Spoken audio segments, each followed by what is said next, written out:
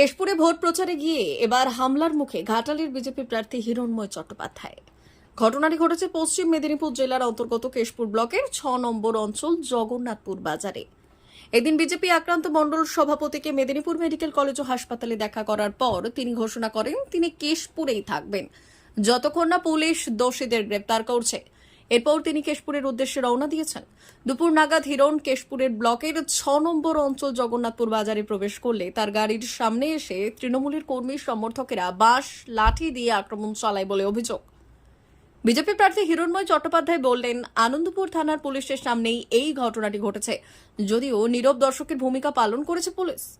তিনি আরও অভিযোগ করে বললেন, তৃণমূল কংগ্রেস প্রার্থী তথা অভিনেতা দেব বলেছিলেন 10 থেকে 20 তারিখের মধ্যে বিজেপি কর্মী খুন হতে পারে, তাই কালকে মণ্ডল সভাপতির ওপর আক্রমণ হয়েছে আর আজকে আমার ওপর। এই ঘটনায় তিনি তীব্র ধিক্কার জানিয়েছেন পুলিশকে।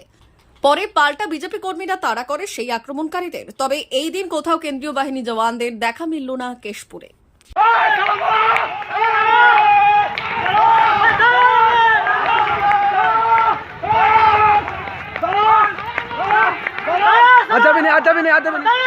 চলো ওদিকে পরে দেখালে বাবা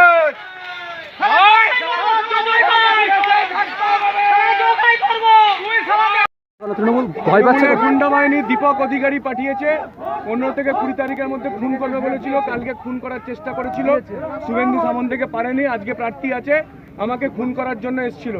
এই গুন্ডা বাহিনী দেখছেন আপনারা, ডান দিক বাদিকে বারবার আক্রমণ করছিল, গ্রামের মানুষকে চমকাচ্ছিল, ভয় দেখাচ্ছিল। আমি গাড়ি থেকে নামতেই ভয়ে দৌড়ে পালিয়েছে, এদিক দিয়ে পালিয়েছে।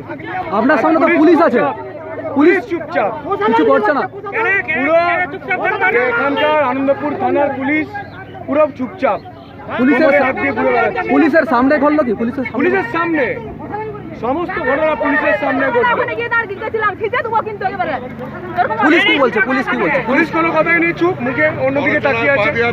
চোখে কথা বলার দম তো পুলিশের নেই। এদেরকে চমকাচ্ছিল, এরা বেরিয়েছিল, বলছে ভিতরে ঢোক। তৃণমূল কি ভয় পাচ্ছে কোথাও? আরে ওর জমি তো চলে গেছে, ওর জমি আছে পায়ের তলায়। লাস্ট আর 5-6 দিন বাকি, দেখছে একটা খুন মার্ডার করতে হবে। গতকাল শুভেন্দু সামন্তকে খুন করার চেষ্টা করেছিল, আজকে আমাদেরকে খুন করার চেষ্টা করেছে। আজকে বাইরে বেরিয়েছে এরপর কি প্রচার আপনার চলবে? প্রচার আমি চালিয়ে যাবো, কত দম আছে দেখে নেবো। D news, Keshpur.